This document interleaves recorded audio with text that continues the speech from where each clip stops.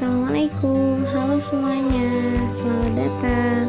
Saya Elok Hamidah ingin membagikan video dengan judul perkembangan manusia yang pastinya akan bermanfaat untuk kita. Nah, gak usah panjang lebar, yuk kita mulai aja. Perkembangan manusia. Nah, pertama-tama yuk kita bahas dulu apa sih perkembangan itu. Perkembangan ialah pertumbuhan proses bertambahnya sel tubuh disertai pertumbuhan ukuran, berat, serta tinggi yang bersifat tidak dapat kembali ke semula. Seiring bertambahnya waktu, dapat digambarkan secara bilangan perkembangan proses diferensiasi organogenesis dan diakhiri dengan terbentuknya individu baru yang lebih lengkap dan dewasa. Nah, itu tadi adalah pengertian dari perkembangan. Nah, selanjutnya manusia pun memiliki tahapan-tahapan dalam perkembangannya. Nah, apa aja sih tahapannya? Yuk kita lihat. Nah, dalam tahap perkembangan manusia, yang pertama ialah bayi. Tahap awal di kehidupan di mana perkembangan utama berfokus pada pertumbuhan fisik, pengembangan indera, dan pembentukan ikatan dengan orang tua. Nah, tahapan ini bermula dari saat ia lahir sampai sekitar umur 2 tahun. Bayi ini sangat tergantung dari lingkungannya. Nah, menurut Alport, 1 tahun awal kehidupan bayi dapat membentuk atribut-atribut kepribadiannya. Nah, yang kedua ialah anak-anak. Berkisar dari umur 2 sampai 10 atau 11 tahun. Nah, dalam tahap ini mereka memiliki ciri-ciri yaitu merasa dirinya bagian dari lingkungan, mulai mempelajari cara-cara penyelesaian masalah mulai dari hal-hal sederhana, dan mulai membentuk konsep diri saat usia masuk sekolah. Dan dalam fase ini ialah fase di mana kemampuan motorik dan kognitif semakin berkembang. Sosialisasi dan pembelajaran dasar melalui interaksi dengan lingkungan dan teman sebaya menjadi fokus. Nah, yang ketiga ada remaja. Dimulai dari umur 11 atau 12 tahun sampai 18 atau 19 tahun, mereka memiliki ciri-ciri mulai mencari jati diri, sering disebut sebagai fase negatif. Nah, dan juga mulai terlihat perubahan secara fisik baik laki-laki maupun perempuan. Masa remaja ialah masa transisi antara anak-anak dan dewasa. Terjadi perkembangan identitas pribadi, peningkatan kompleksitas emosi, dan eksplorasi. Nah, yang keempat ada dewasa. Dewasa bermulai dari umur 19 atau 20 tahun sampai 40 tahun. Di sini mereka melakukan penyesuaian terhadap pola-pola hidup baru, harapan mengembangkan nilai-nilai, sifat-sifat baru, tahap menikah, mempunyai anak, mengurus keluarga, karir, dan mencapai prestasi. Dewasa ialah periode di mana individu mencapai kemandirian penuh, mengejar pendidikan dan karir, serta membentuk hubungan interpersonal yang lebih serius. Yang kelima, ada dewasa madya. Berkisar dari umur 40 sampai 60 tahun. Merupakan masa transisi, masa menyesuaikan kembali, masa di mana equilibrium, disequilibrium, masa yang ditakuti karena mendekati masa tua. Dan juga dalam masa ini wanita kehilangan kemampuan reproduksinya. Dalam masa ini fokus pada pengembangan karir, pembentukan keluarga, dan kontribusi pada masyarakat. Dan pada tahap ini pula kehidupan dapat mencakup tanggung jawab lebih besar. Dan yang terakhir ialah dewasa akhir atau lansia. Berkisar dari umur 60 ke atas atau 60 lebih.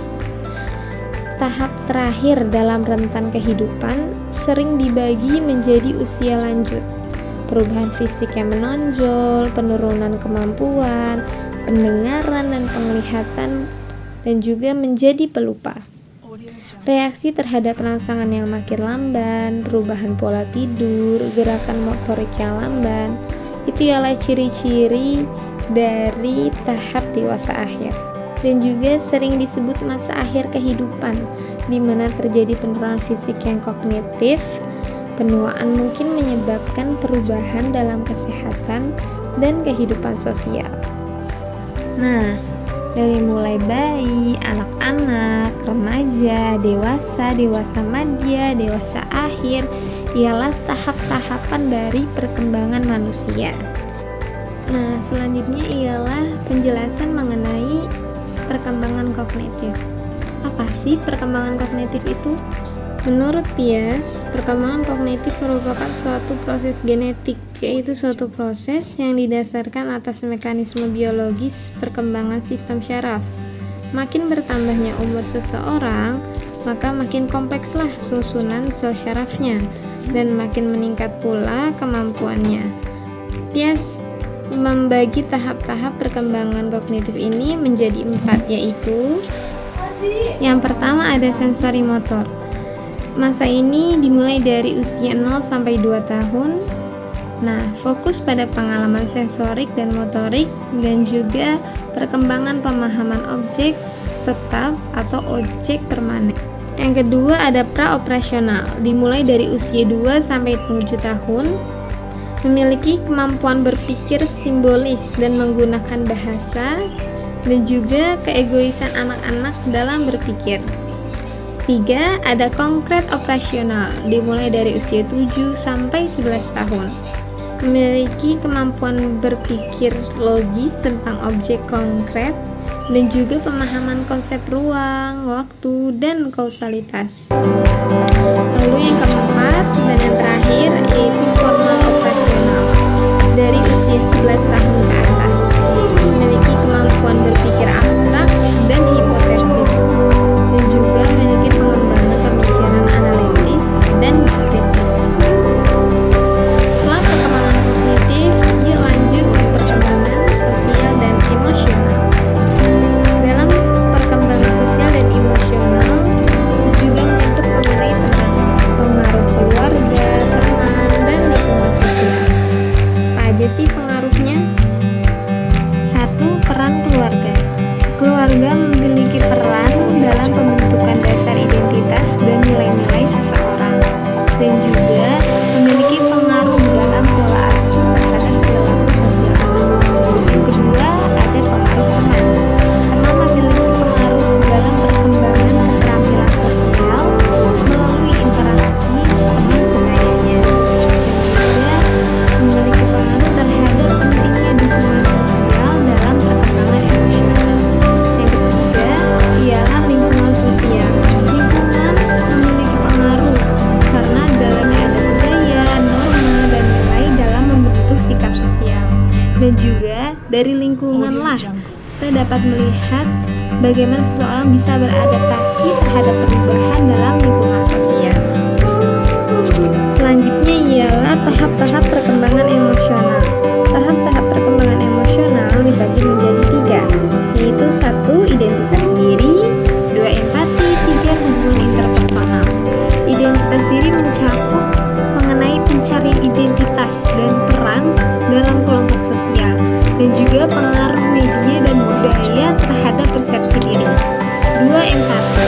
Empati ialah kemampuan memahami dan merasakan perasaan orang lain, dan pentingnya empati dalam membangun hubungan interpersonal. Hubungan interpersonal sendiri ialah perkembangan hubungan dari keluarga hingga romantis, dan juga pentingnya komunikasi dalam menjaga hubungan tersebut. Selanjutnya ada faktor-faktor eksternal dalam proses perkembangan.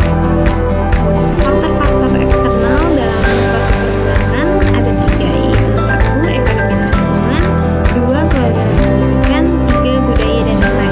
Dalam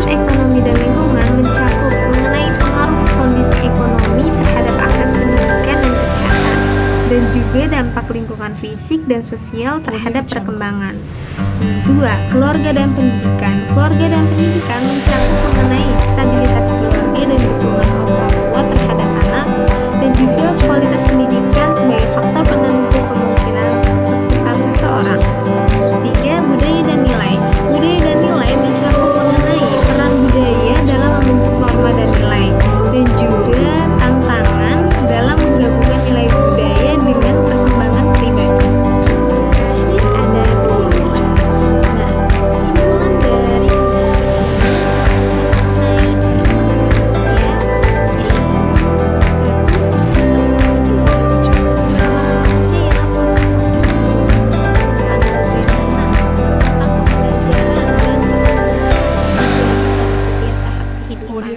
dan juga tentang kesempatan untuk pengembangan diri, terus ada